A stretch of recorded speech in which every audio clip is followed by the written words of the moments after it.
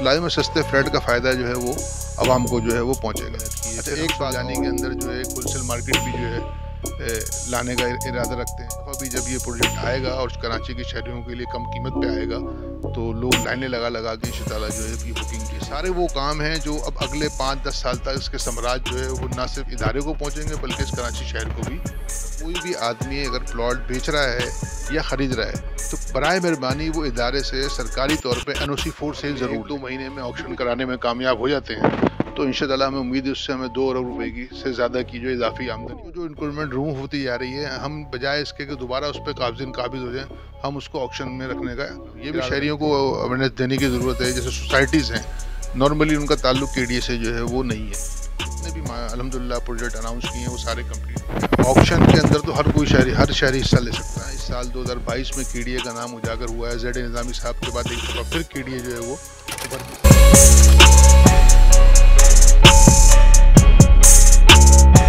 बिस्मिल्लाहिर्रहमानिर्रहीम। मैं हूँ इमरान अली शाह और आप देख रहे हैं FPN न्यूज़ TV। इस वक्त हम मौजूद हैं सिविक सेंटर KDA के मरकज़ी दफ्तर में, जहाँ पर महकमा रिकवरी के डायरेक्टर हमारे साथ मौजूद हैं, नवेद अनवर सिद्दीकी साहब। हम इनसे गुफ्तगू करेंगे और सूरत हाल मालूम करेंगे, क्योंकि KDA की आमदनी का दारोमदार रिकवरी पर होता है और रिकवरी जब बेहतर होती है तो इदारा बेहतर तौर पर जो है वो अपने परफॉर्मेंस दे सकता है। लोग इनके मुलाजमिन की तनख्वाहें और दीगर अखराजात जो हैं वो सिर्फ फ़ंड से ही नहीं होते, रिकवरी जो है वो एक बहुत बड़ी सपोर्ट होती है। तो हम इनसे मालूम करते हैं कि नवेद साहब ये बताइए क्या सूरत हाल इस वक्त रिकवरी की। आपको आए हुए मेरे ख्याल 1 माह से ज़्यादा अरसा हो गया है, तो अब क्या सूरत हाल?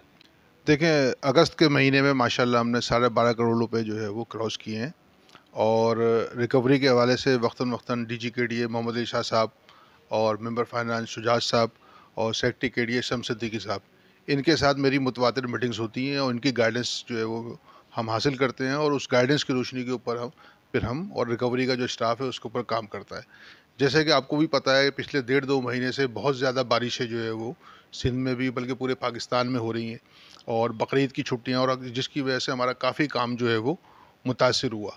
मगर DG साहब की हिदायत पे हमने एक रिकवरी कैंपेन चलाई है और कमर्शियल प्लॉट और जो इंडस्ट्रियल प्लॉट्स हैं उनके ऊपर काम किया और अल्हम्दुलिल्लाह उसके नतीजे में 12.5 करोड़ रुपए की अगस्त के अंदर जो है वो रिकवरी लाई।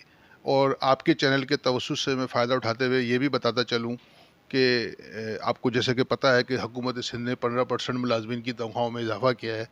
अल्हम्दुलिल्लाह मुख्तलिफ डिपार्टमेंट्स में आप देख रहे होंगे कि अभी तक बाज़ इदारों में वो लगाया नहीं गया है, लेकिन हमारे इदारे के अंदर जो DG KDA मोहम्मद अली शाह साहब हैं उन्होंने, शुजात साहब ने और शम्स सिद्दीकी साहब ने इस पर फौरी तौर पर इम्प्लीमेंट किया और वहाँ जुलाई की तनख्वाहें जो मिली हैं हमें उसमें ये 15% लगाया गया।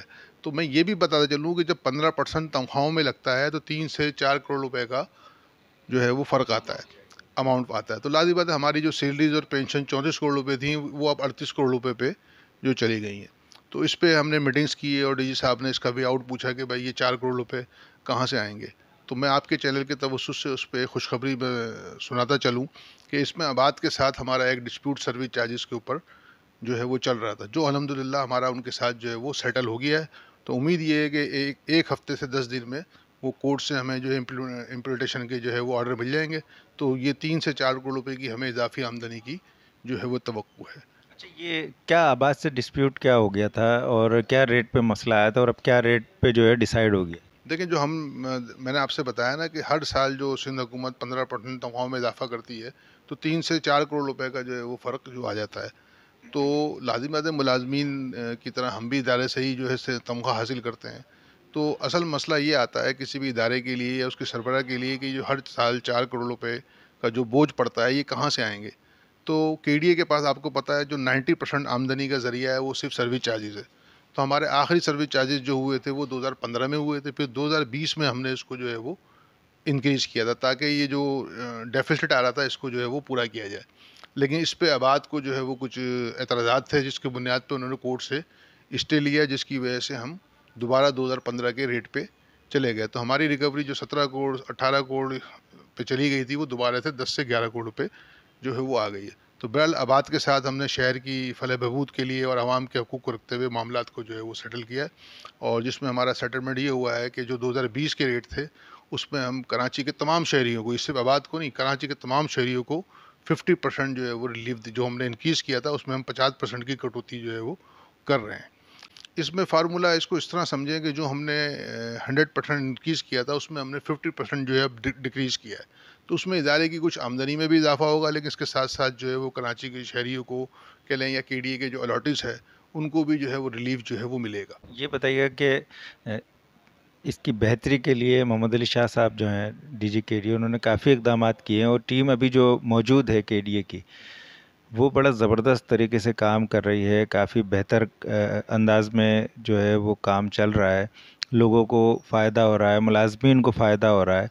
ये टीम इतनी ज़बरदस्त तरीके से काम कर रही है। अभी हमें ये भी इत्तला मिली, मेरी गुफ्तगू हुई थी सेक्रेटरी साहब से, सेक्रेटरी केडीए शम्स सिद्दीकी साहब से। उन्होंने इस बात का इजहार किया था कि हमारा रिहायशी मंसूबा भी बन रहा है और रिहायशी मंसूबा ऐसा होगा जिसमें लोगों को सस्ती रिहाइश मिलेगी। तो इस सस्ती रिहाइश से केडीओ को कोई नुकसान तो नहीं होगा, इसमें कोई फ़ायदा होगा? बिल्कुल होगा। देखिए मेरा सब्जेक्ट तो नहीं है, लेकिन चूँकि मैं इस इदारे का एक अफ़सर हूँ तो हम मुख्तलिफ़ मीटिंग्स में शरीक होते हैं। तो अल्हम्दुलिल्लाह अगर डीजी केडीए मोहम्मद अली शाह साहब जो है अगर कम से कम 6 महीने और इस इदारे में रह गए तो इंशाअल्लाह आप केडीए को अपने पाँव पे खड़ा होते हुए देखेंगे।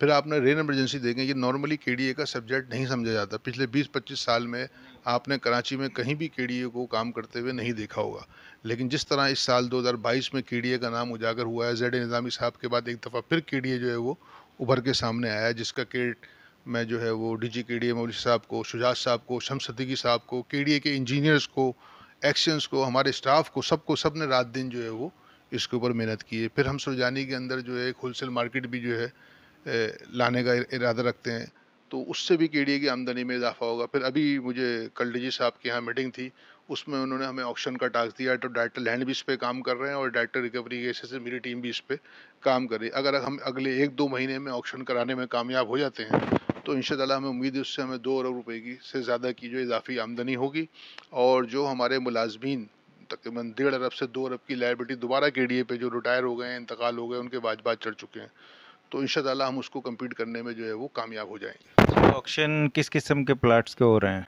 देखिए केडीए जो आपको भी पता है कि केडीए की जो हदूद है नॉर्मली वो तमाम डेवलप इलाके हैं। तो अब केडीए के पास कोई नई स्कीम या शहर से सराउंडिंग में या बाहर तो कोई नई स्कीम के फ़िलहाल कोई चांस नहीं है।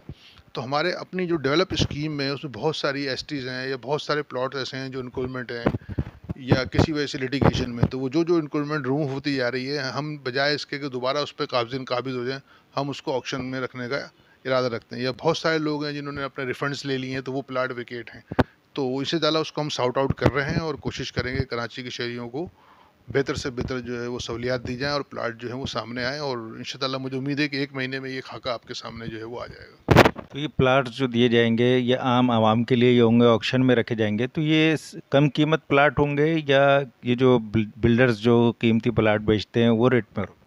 ऑक्शन के अंदर तो हर शहरी हिस्सा ले सकता है, तो इसमें कम कीमत का कोई रिहायशी मंसूबा तो है नहीं, क्योंकि नॉर्मली ये कमर्शियल प्लॉट होते हैं या इंडस्ट्रियल प्लॉट होते हैं। तो ऑक्शन में जो रेट होता है वो केडीए के या हमारे अफसरान के हाथ में तो होता नहीं है। ये तो हर आदमी का अपना इंटरेस्ट है, जिसको ज़रूरत है वो या जिसको समझ में प्लाट का वो बोली लगाता है। वो ओपन बोली होती है, मीडिया पे भी उसकी कवरेज होती है, उसकी वीडियो भी बनती है और मीडिया भी मौजूद होता है और बाकी लगाओं के नुमाइंदे सब वहाँ मौजूद होते हैं, सबकी मौजूदगी में। और लाजमत देखें, बीइंग ए केडीए के अफसर मेरी कोशिश तो यही होगी या हमारे इदारे के अफसरान की कोशिश तो ये होगी कि बेहतर से बेहतर बोली लगे, क्योंकि इससे जो आमदनी होगी वो केडीए पे ही खर्च होनी है और हमारे मुलाजमीन की फलाह बहबूद पे ही खर्च होनी है। फ्लैट्स का मंसूबा आ रहा है, उस फ्लैट्स के मंसूबे से भी केडी को माली फ़वाइद होंगे? देखिए केडीए के जो फ्लैट्स आते हैं नॉर्मली वो केडीए जो माजी का हमारा रिकॉर्ड रहा है, बेशक वो इनकम से ज़्यादा हमारी जो साख या गुडविल है वो उसके लिए होते हैं, क्योंकि वहाँ आपकी बात सही है कि हम कोशिश करते हैं कि कराची के शहरियों को सस्ती रिहाइश फराहम की जाए। और पिछले 20-25-30 सालों में जो है या 40 सालों में जो हम मंसूबे लेकर आए हैं, आप ये देखें कि आज भी यानी कि 2022 में जब मैं आपसे बात कर रहा हूँ तो केडीए की साख जो है वो मेंटेन है। इस हवाले से हमने जितने भी अल्हम्दुलिल्लाह प्रोजेक्ट अनाउंस किए हैं वो सारे कंप्लीट किए हैं और आप देखते होंगे जब हम कोई प्रोजेक्ट अनाउंस करते हैं शहरी किस तरह जो है लाइनें लगाते हैं। तो मुझे उम्मीद है कि इस दफ़ा भी जब ये प्रोजेक्ट आएगा और कराची के शहरियों के लिए कम कीमत पे आएगा तो लोग लाइनें लगा लगा के इंशाअल्लाह जो है ये बुकिंग जो है वो करवाएंगे। ये बताइएगा कि इसका आवाम को क्या फ़ायदा होगा और केडीओ को क्या फ़ायदा होगा? देखिए केडीए का फ़ायदा तो ये है कि एक तो हमारी आमदनी में जो है वो इजाफा होगा और हमारा जो इंजीनियरिंग स्टाफ है वो इससे जो है वो इंगेज होगा। और कराची के शहरियों को फ़ायदा ये है, और जो हमारे डीजी हैं मोहम्मद इरशाद साहब, उनकी कोशिश ये है कि आम जो बिल्डर फ्लैट्स वगैरह की बुकिंग करते हैं उससे मुझे पूरा यकीन है कि ये रेट जो है वो कम होंगे। तो लाजिम सस्ते फ्लैट का फ़ायदा जो है वो आवाम को जो है वो पहुँचेगा। अच्छा, एक बात और जो मैं चाहता हूँ कि आपके चैनल के तवज्जुह से आवाम की सहूलत के लिए, कि एक तो आवाम जो ना ये नकालों से जो है वो होशियार रहें। क्योंकि देखें कराची शहर की जो प्रॉपर्टी है वो एक कीमती प्रॉपर्टी है ना, और कराची के जो शहरी हैं नॉर्मली पढ़े लिखे शहरी हैं। तो बाज़ दफ़ा हमें ये समझ में नहीं आता, जब बहुत सारे केसेस हमारे पास आते हैं कि किसी के साथ कोई ज़्यादती हो गई या किसी के साथ फ्रॉड हो गया, तो मैं उनसे ये कहता हूँ कि कोई भी आदमी अगर प्लॉट बेच रहा है या ख़रीद रहा है, तो बराए मेहरबानी वो इदारे से सरकारी तौर पे एनओसी 4 सेल ज़रूर ले। क्योंकि जब एनओसी 4 सेल इशू होती है तो उसके पास एक केडीए का सरकारी लेटर जो है वो सेल के लिए आ जाता है। तो बजाय इसके कि लोग 2-2 करोड़ 5-5 करोड़ रुपए, क्योंकि कराची में आपको पता प्रॉपर्टी की कीमतें जो है वो जो है बहुत ज़्यादा हो गई हैं, तो बगैर तस्दीक के या ज़बानी तस्दीक के उसकी कोई लीगल या कानूनी हैसियत नहीं है। तो मैं आपके चैनल के तवज्जुह से पूरी कराची के शहरियों से ये दरख्वास्त करूँगा कि जो भी केडीए की प्रॉपर्टी ख़रीदे वो केडीए से एनओसी 4 सेल जो है वो ज़रूर अप्लाई करें। ये बता दीजिएगा कि किसी से भी ख़रीदे, किसी बिल्डर से या किसी शख्स से ख़रीदता है उसकी प्रॉपर्टी, तो वो एनओसी 4 सेल केडीए से लेगा? देखें केडीए का ताल्लुक जो है वो सिर्फ केडीए की लीज से है। जो स्कीम्स केडीए ने अनाउंस की हैं, ये जो प्लॉट केडीए की लीज के हैं, उसके लिए मैं आपसे जो है मतलब कि जो है कह रहा हूँ, ये भी शहरियों को अवेयरनेस देने की ज़रूरत है। जैसे सोसाइटीज़ हैं, नॉर्मली उनका ताल्लुक केडीए से जो है वो नहीं है, लेकिन नात कराची है, फेडरल बेरिया है, आपका नाज़ाबाद है, नार्थाबाद है, गुलस्तान जौहर है, गुलशन इकबाल है, लांडी है, कोरंगी है, क्लिफ्टन है, जो केडीए की स्कीम्स हैं, वहाँ पे अगर आप कोई भी सेल परचेज प्लॉट करते हैं या मकान करते हैं तो केडीए से एनओसी 4 सेल जो है वो ज़रूर लें। ये मुआहदा करने के बाद ली जाती है या मुआहदा करने से पहले एनओसी 4 सेल? देखिए एनओसी 4 सेल जो है वो तो सेलर लेता है ना। अगर सेलर जो है एनओसी 4 सेल ले लेगा तो बाद में जो परचेजर केडीए में ट्रांसफ़र के लिए अप्लाई करेगा तो उसको परेशानी नहीं होगी और उसकी प्रॉपर्टी की कीमत भी अच्छी मिलेगी, क्योंकि जब एनओसी 4 सेल केडीए का लेटर उसके पास मौजूद होगा तो हर आदमी आँख बंद करके प्रॉपर्टी खरीदेगा। अच्छा, अब ये भी बता दीजिए कि इसमें क्या अखराजात आ जाते हैं एनओसी 4 सेल में? कुछ ज़्यादा अखराजात तो नहीं, क्योंकि लोग जो है अखराजात से भागते हैं, इसीलिए जो है वो केडीए की तरफ आने के बजाय जो है वो बराह रास्त मुआहदा कर लेते हैं या पैसे दे देते हैं, फिर उसमें उनको धोखा हो जाता है। तो इसमें कोई ख़ास खर्चा तो नहीं? नहीं, देखें केडीए की जो सरकारी फ़ीस है वो 20 रुपये रेजिडेंशियल के ऊपर है और कमर्शियल के ऊपर 50 रुपये। तो ये इतनी ज़्यादा फ़ीस नहीं है, लेकिन आपकी प्रॉपर्टी जो है वो सेव हो रही है, और अगर उस फाइल में कोई टेक्निकली या कोई लीगल कोई हिच है तो वो उसी वक्त सामने आ जाती। बनिस्बत इसके कि 5 करोड़ या 4 करोड़ का मकान का सौदा हो जाए और फिर आप ध्यान केडीए में अपना ट्रांसफ़र केस जमा जमा कराएं, उस स्टेज पे कोई चीज़ सामने आए तो जो परचेज़र होता है वो परेशान होता है। तो इसीलिए मैं ये बार बार रिक्वेस्ट कर रहा हूँ कि एनओसी 4 सेल जो है सेल परचेज से पहले ज़रूर लें। अगर सेलर नहीं ले रहा तो कम से कम परचेज़र ज़रूर सेलर से ये डिमांड करे कि भाई पहले केडीए से मुझे आप एनओसी 4 सेल ला के दो, फिर मैं आपका प्लॉट या मकान जो है वो ख़रीदूँगा। आपने एक बड़ी खुशखबरी दी कि 2 अरब तक जो है वो हमें प्रॉफिट मिलेगा जब मुख्तलिफ जो है वो आप करेंगे, क्या कहते हैं, अपना ऑक्शन करेंगे। अच्छा, उसके अलावा एक खुशखबरी आपने ये दी कि आपका मुआहदा हो गया है केडीए का आबाद के साथ। तीसरा मुझे ये बताइएगा कि आपको जो इतनी आमदनी हुई है इस दफ़ा 10 करोड़ रुपए, इतनी बारिश के बावजूद, तो क्या आपने कौन सी घुट्टी भी पिला दी लोगों को जो इतनी बारिश के बावजूद इतनी अच्छी आमदनी केडीए की है? क्या स्कीम, मतलब क्या तरीका फार्मूला अपनाया? देखिए, मैंने आपसे अभी अर्ज़ किया ना कि हमने जो है वो कमर्शियल प्लाटों पे और डी साहब की हिदायत पे इंडस्ट्रियल प्लाटों पे जो है वो हमने नोटिस वगैरह जो है वो भेजे, और जो 4-4 साल 3-3 साल के बकाए जाते थे उसकी मद में लोगों ने जो है वो अपने ड्यूज़ क्लियर किए, और हमारी रिकवरी माशाल्लाह 12.5 करोड़ रुपए तक जो है इतनी छुट्टियों के बावजूद और बारिशों के बावजूद जो है वो पहुँची है। उम्मीद ये रखी जाए कि सितंबर के महीने में और बेहतर होने की तवक्को। जी बिल्कुल, देखें स्टार्टर रिकवरी तो मेरी कोशिश यही होती है कि बेहतर से बेहतर हो, क्योंकि मेरा असाइनमेंट ही ये है। मुझसे हर महीने के एंड पे जो जवाब तलबी होगी वो इसी हवाले से ही होगी कि इस महीने रिकवरी क्या है। तो मेरा पहला टास्क तो यही होता है, और मैं अपनी टीम को, जो मेरे साथ अफसरान हैं, जो मेरे साथ काम करते हैं, उन सबको भी मैं यही तलकीन करता हूँ कि भाई दिल लगा के काम करें, मेहनत से काम करें, सुबह वक्त पे आएँ, क्योंकि हमारी मेहनत की बदौलत जो रिकवरी होती है उसी से मुलाजमीन की तनख्वाहें होती हैं। तो मैं कोशिश करता हूँ कि अपने स्टाफ को भी जो है वो मोटिवेट करूँ, ताकि जो है ये दफ्तर का काम जो है वो रुके ना रहे और चलता रहे। मुलाज़मीन के कुछ मसाइल थे, वो मसाइल भी हल हो रहे हैं। तो जो इनका उसका हेल्थ इंश्योरेंस का मसला था, क्या वो हल हो रहा है? जी देखें, हेल्थ इंश्योरेंस के जो मामलात हैं वो टेक्निकलीज़ वगैरह में जो है फंसे हुए हैं, तो सेक्रेटरी साहब इस पे आपको बेहतर बताएंगे। लेकिन हाँ, ये मैं ज़रूर कहूँगा कि मोहम्मद अली शाह साहब ने जो है वो मुलाजमीन की परेशानियों और तकलीफ़ को देखते हुए कराची लैब को ओपन किया। फिर हॉस्पिटलाइजेशन के लिए उन्होंने दाव मेडिकल, जब तक इंश्योरेंस पॉलिसी नहीं आती है तो हमारा मेडिकल जो 2 साल से बंद था, तो मेरा तो एक्सपीरियंस बहुत अच्छा रहा है DGKDA मोहम्मद अली साहब के साथ कि उन्होंने फ़ौरन, मैं वहाँ बैठा हुआ था जब मुलाजमीन आगे उनसे बात की, तो उन्होंने फ़ौरन, यानी कि मैं कहता हूँ कि टोटल सारा क्रेडिट सिर्फ और सिर्फ ओनली डॉक्टर मोहम्मद अली शाह जो हैं उनको जाता है, जिनकी वजह से ये आज दाव मेडिकल हमारे पैनल पर जो है वो आया है। और अब देखें, गरीब आदमी जो है क्लास 4 जो मुलाजमीन होता है, उसकी तनख्वाही 28,000 30,000 होती है। वो ना तो डिलीवरी 55,000 की अफोर्ड कर सकता है, ना वो अपना कोई अपेंडिक्स का 85,000 का ऑपरेशन अफोर्ड कर सकता है, उसका पूरा बजट ही आगे पीछे हो जाएगा।